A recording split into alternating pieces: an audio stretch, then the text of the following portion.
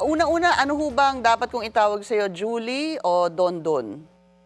Ah, siguro pwede na rin siguro Totoy, pwede Dundun din, pero mas maganda Totoy na lang, Okay, Pinky. Totoy. Totoy, didiretsuhin ko na, no, para lang malinaw. Ano ang naging papel mo dito sa pagdukot sa mga sabungero? Sa totoo lang, ako yung pinagkatiwalaan ni Mr. Atong Ang sa lahat ng bagay. Pati sa property niya, pati dito sa operasyon ng Pitmaster. Yun ang naging papel ko.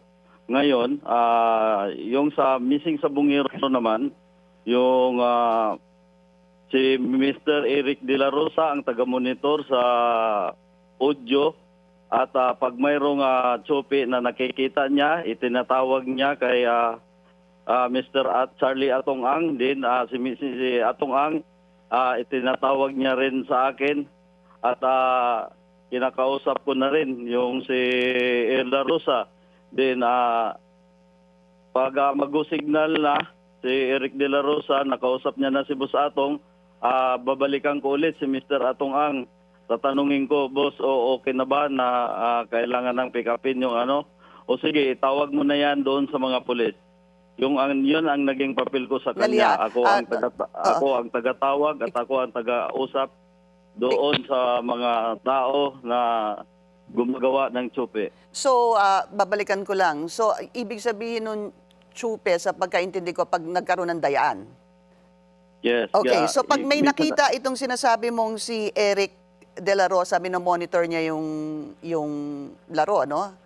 Yes. Opo. Tapos pag may nakita siyang tsupe at tinatawagan niya si Atong, gaya ng sinasabi mo, at pagkatapos nakakarating din sa'yo, paano ka napasok dito? Si Eric ba ang kumakausap sa'yo o si Atong ang tumatawag sa'yo? Minsan kasi dinidirekta na yan tinatawag ni Eric De La Rosa sa akin. Okay. At agad kinumpirma ko doon kay Mr. Atong Ang na mayroong tsupe dito. Sagot niya kagad, alam mo nang gawin mo. Kausapin mo yung tao at i-turn over mo doon sa mga pulis. Okay. Sino yung kausapin mo yung tao at saan ang turnover sa pulis? Doon mismo sa inyo, halimbawa sa Manila Arena, doon ko sila pinapasok sa cock house para kapin yung mga tao, din magantay ako doon sa mga pulis.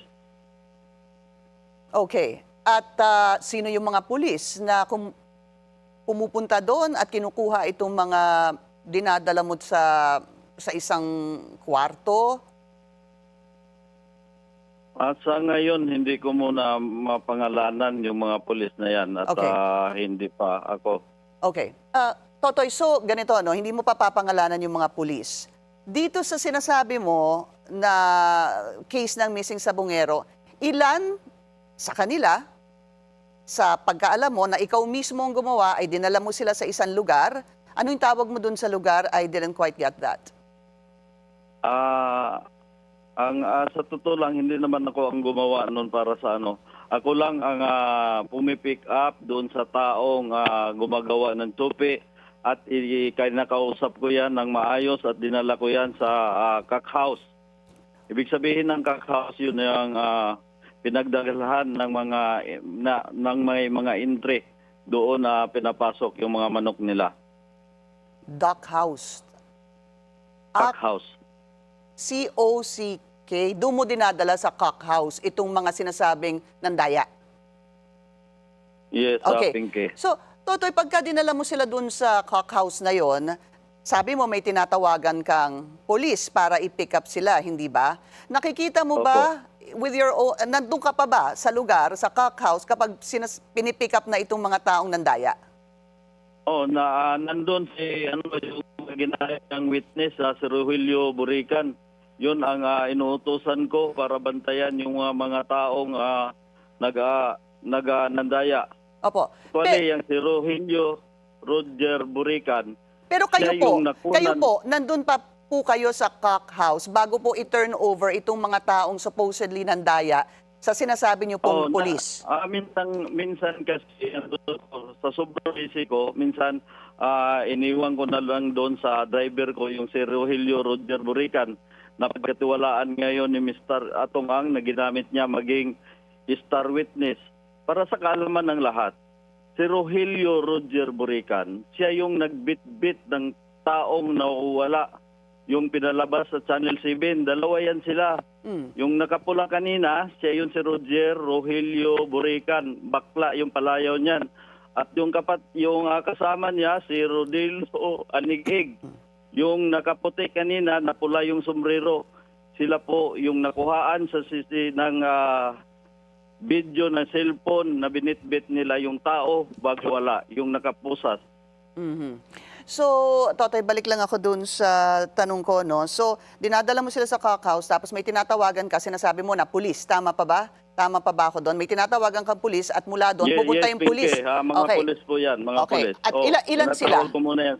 More or Sa less, isang ilan yung kernel. pulis? Basta yan sila lahat, kulang-kulang 20 yan sila. Na pulis? Nasa 30, kasama yung civilian. 30. Okay. So, punta tayo doon sa anong nangyayari sa kanila pagkatapos po ng sila'y ma-pick up. Doon po natin i-continue yung iyong salaysay. What happens to them pagkatapos po pick upin ang sinasabi niyong mga pulis at sibilyan na umaabot sa 30 siguro sila? Noong una, hindi ko alam kung ano yung ginagawa nila. Kasi minsan sunod-sunod na may nangyayaring ganon. Ngayon, nagtaka naman ako, minsan 8 tao, 7 tao yung kinukuha nila sa sabungan. Ngayon, tinanong ko, ano bang ginagawa nyo? Bakit sobrang bilis naman? Mayayari tayo na yung Mr. Atong Angyan. Meron isang pulis na napapakita sa akin ng video, Sir, wala ka ba tiwala? Ito, doon ko nakita kung paano nila pinapatay yung isang tao. Isang tao? Hindi, paano nila pinapatay yung mga grupo ng missing sa Bungero. Opo. At kayo po magsabi sa amin muli kung paano po pinapatay. Totoy, please go ahead.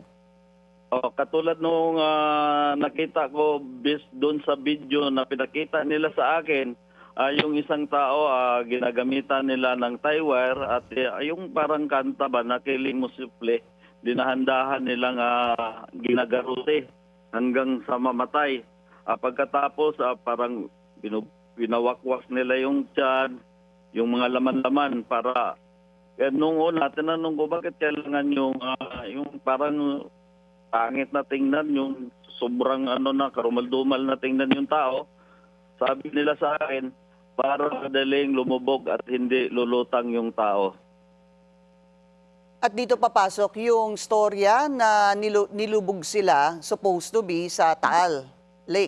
Sa Taalik. Opo. Yes, Pinky. Totoy, para lang malinaw, paano nyo nalaman yung storyang yan? I mean, meron ka bang first-hand knowledge o ito ba ay kwento lang sa iyo nung mga nagpakita sa iyo ng video? Hindi, knowledge ko talaga yan at actual na nila pinapakita yung video at nandun yung mga tao nila na sila mismo nandun. At nilulubog, nakikita niyo po yun. Sa 12 lang, gawa na nga pina-abroad ako niyan ni Mr. Atong Ang bago ako umalis, dapat naitago ko yung isang cellphone na may mga video yon sa harap mismo, doon sa bahay niya dati sa Mandaluyong, napasunog niya yung cellphone ko sa harap nung kanyang driver na si Wani na tinanggal niya na. Pinasunog yung cellphone mo dahil nandun ang sinasabi mong ebidensya, yung mga video? Yes, Pinky. Okay. Nandun lahat. Meron Bago ka pa ako bang, umalis.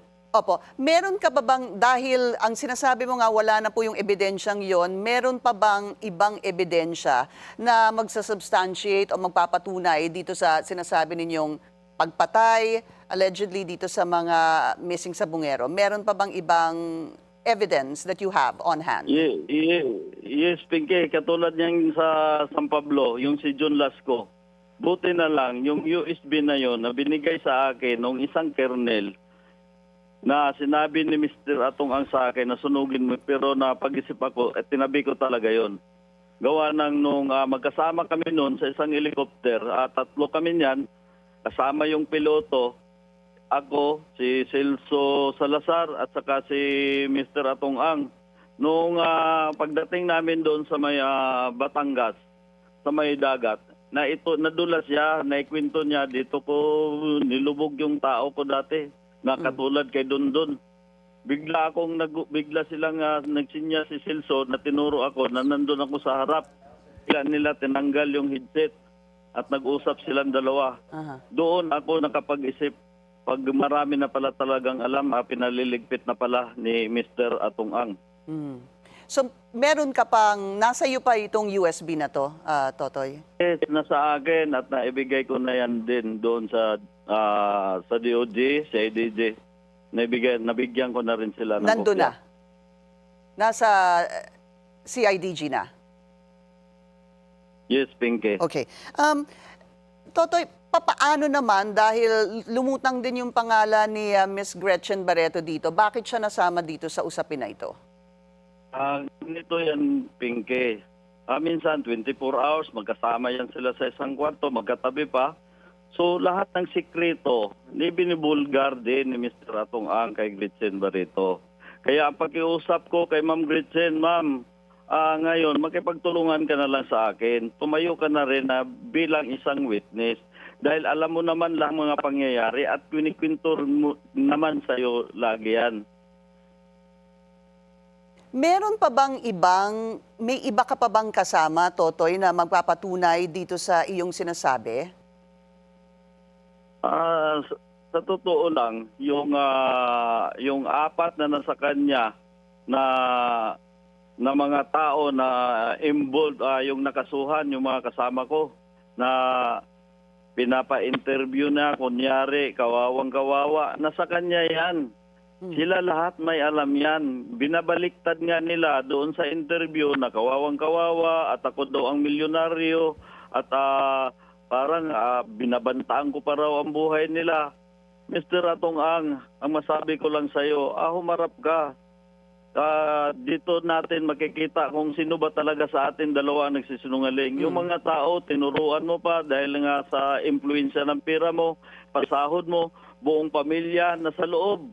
Kaya kung sa totoo lang, kung magsabi ng totoo yung mga apat na yan, maliwanag, walang ibang ituro kundi si Mr. Atong Ang. Isama ko lang yung pag-file kanina ni Atong Ang, no, ng reklamo. Ang sabi niya, nanawagan siya sa'yo, ang sabi niya, huwag ka nang magsinungaling. Itinuring kita na parang anak, pati ako, papapatay mo. Idadamay mo pa ako. Hindi, totoo yan. Sino ba naman si Dondon Patidungal? Ultimong tao lang ako. Katulad ng sinabi ko sa kanya, ngayon napakasama na ng tingin niya sa akin. Kung maalala nyo sa Senate hearing kung paano niya ako pinagtanggol, doon pa lang kung talagang hindi ko siya pinagtanggol, pwede ko ituro siya kagad dyan, doon pa lang, on the spot. Diba?